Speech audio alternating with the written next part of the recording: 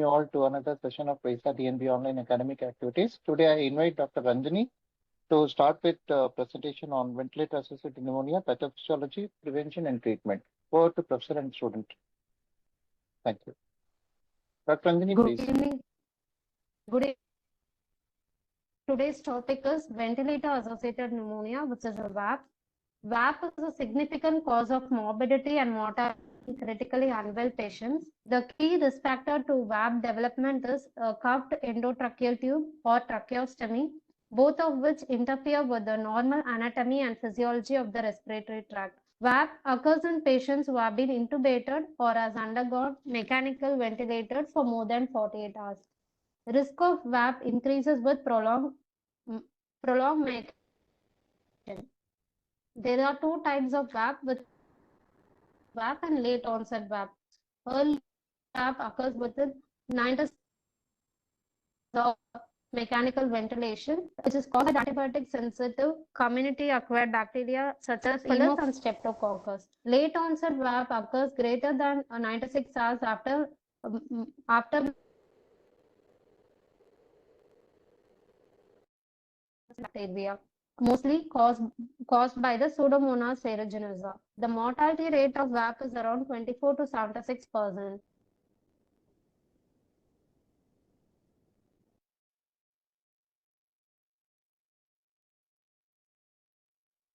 Your audio is very bad. For development, test or up. Hello. Hello. Your audio is breaking now and then. Please increase, check the volume and listen. Are you able to hear me? I am able to hear, sir, actually. You proceed. Now okay. Yes, sir. Yes, sir.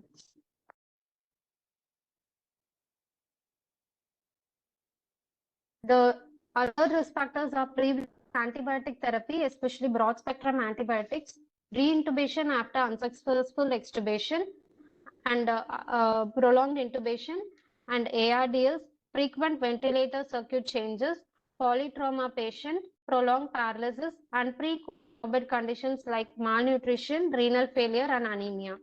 And risk factors for multi-drug resistant VAP is IV antibiotic use in the previous 90 days, septic at the time of development of ventilator-associated pneumonia, ARDS preceding the development of more than 5 days of hospitalization prior to the development of VAP, patient requiring acute renal replacement therapy.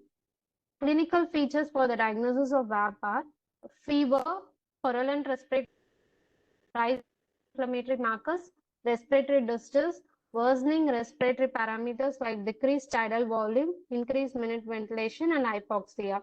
And regarding the clinical suspicion of VAP, we have to do the endotracheal aspirate with semi-quantitative or qualitative culture, and bronchoalveolar lavage with quantitative culture. The advantages of lavages, they are specific and need for less antibiotics, but need a large sample.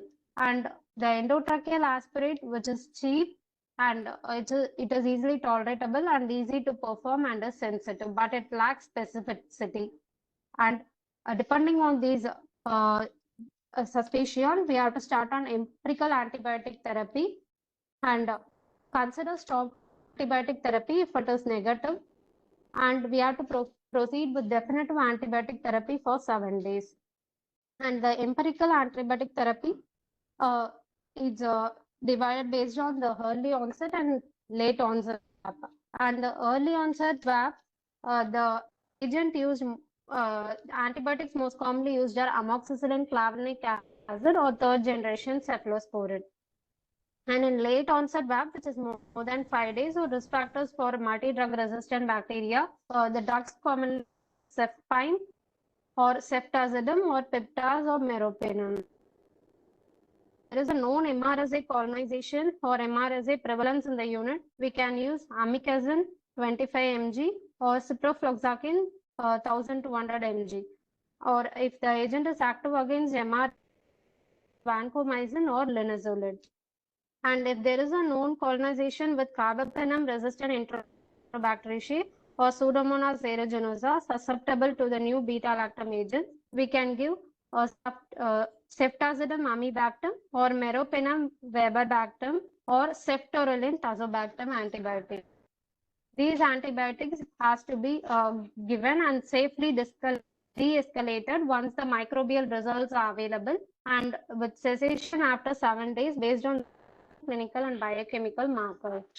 And regarding the pathophysiology of ventilator-associated pneumonia, the presence of endotracheal tube or tracheostomy is a key factor for the development of VAP, which will interfere with the anatomic physiology of the respiratory tract, specifically functional mechanisms which is involved in clearing the lung secretions, specifically cough and mucociliary action.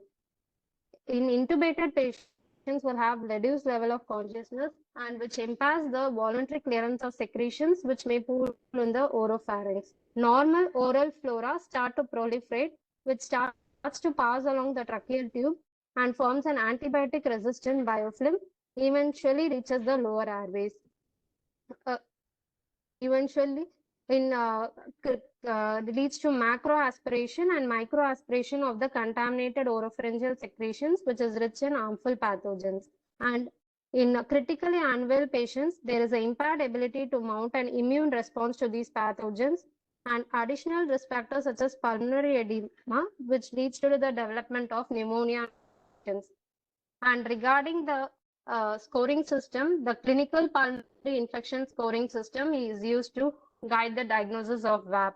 And apart from this, clinical suspicion and new or progressive and radiographic infiltrates and positive microbiological cultures from lower respiratory tract specimens are used. And on lung ultrasound, hair bronchogram can be seen if pneumonia is suspected.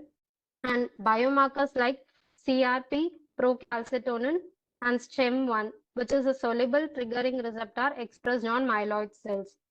These biomarkers lack accuracy, but procalcitonin can be used to guide the clinical diagnosis. In the clinical pulmonary infection scoring, the parameters used are temperature, leukocytes, tracheal secretions, and the radiographic findings X-ray, which is dispatch infiltrates or localized infiltrates or no infiltrates as 0, 1, 2, and the culture is respiratory sampling and also oxygenation status as PaO2 by FaO2 ratio and regarding the progression of the infiltrate. These are graded as 0, 1, 2 and if a score of 6 or higher out of 12 is considered to be diagnostic of the ventilator associated pneumonia. And regarding the VAP prevention, there is a protocol for the ventilator associated pneumonia prevention bundle. The 4 main steps are we have to reduce the aspiration risk. The main measure is to nurse in a semi-recumbent position 30 to 45 degree and to maintain the tracheal tube cup pressure of 20 centimeter of water and you have to use the subglottic tube supports insertion for patients who are requiring the mechanical ventilator for more than 72 hours. Avoid unnecessary ET tube changes. And second one is to optimize the patient's microbial etiology is done by we have to stop the stress ulcer in low risk patients and basic oral hygiene have to be followed. Daily oral care with chlorhexidine is to be done and infection control by hand hygiene. Avoid unnecessary circuit changes since this can lead to the colonization of bacteria. And third one is to minimize the duration of mechanical ventilation. This is done by daily sedation breaks or holidays. And we have to daily assess for the extubation or weaning of the patient. And fourth one is to optimize the unit microbial etiology. This is done by we have to monitor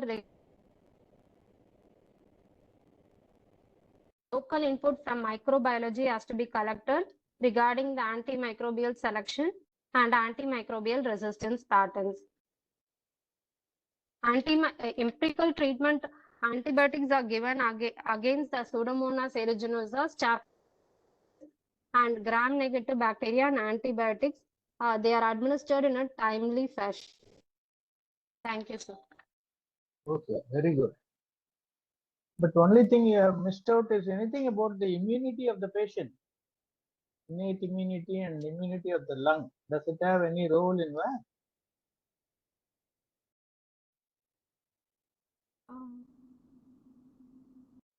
What are Decreases the histological changes that happen in VAP? You said there is a biofilm Yes, sir. formed in the tracheal Yes, sir. tube. Yes, sir. Then it is colonized by bacteria. They travel from the endotracheal tube down towards the respiratory passage. What happens ultimately at the alveolar level? How does the pneumonia form? It is called VAP, ventilator associated pneumonia. So you have to describe some pathological changes in the alveoli. Then only the answer will be complete, isn't it? So what are the Yes, sir. changes that take place at the alveolar level? Does the macrophages have any role in that? Do leukocytes have any role in that? Leukocytes will proliferate on the site of. That's the first inflammatory change that happens, isn't Yes, it? sir. So Yes, this sir. inflammatory change will affect both the alveolar lining cells. What cells are lining the alveoli?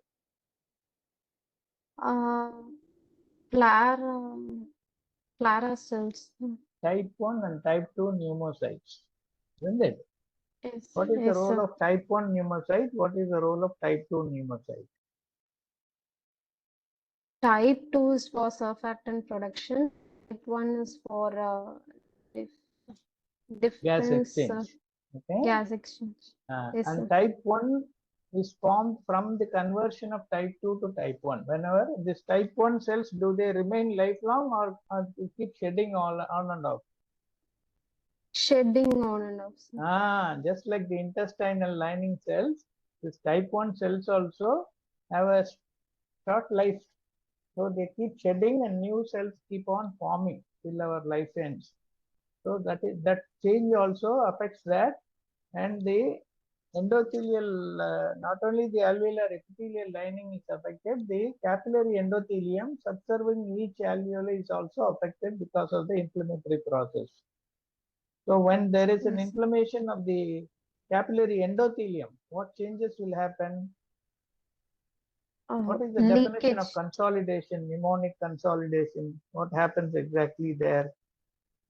Why gas exchange becomes difficult and patient goes into hypoxia? The diffusion capacity will be affected, sir. See, I told you the capillary endothelium is also inflamed and affected. So if the capillary endothelium is affected, what will happen? Will it have a tight junction or loose junction? Loose barrier, loose endothelium It junction. will lose the tight barrier. So if the barrier becomes loose and the cells become leaky porous, capillaries. capillary oozing will come. Where this this fluid which is oozing from the capillary accumulate? Interstitial spaces. First in the interstitial space, then it will go on to the alveolar space also. Yes, okay? That is the pathophysiology. And when there is a fluid in the interstitial space more than what is there normally,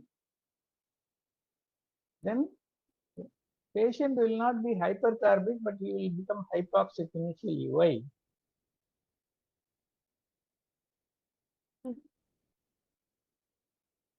Can carbon dioxide dissolve in water easily, or oxygen can dissolve in water easily? Oxygen.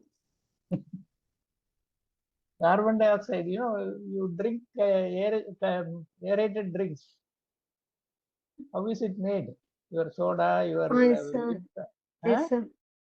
carbon dioxide is pumped into that, isn't it? Yes, sir. Yes, sir. Carbon dioxide can dissolve easily in water and this escape, whereas oxygen cannot cross a barrier with a liquid or water in the interstitial space. Okay, that is why patient becomes hypoxic initially. Type 1 respiratory failure comes in. Later on, Yes, sir. because of chronic hypoxia, when the work of breathing becomes more and muscles get fatigued, he goes into hypoventilation. And that is the time he develops type 2 respiratory failure with hypercarbia also. Okay? So that Yes, is sir. the pathophysiology that has also to be included in that. Otherwise, you Yes, have sir. beautifully covered all the other points. And Yes, sir. I'll just share my screen with you to show those changes.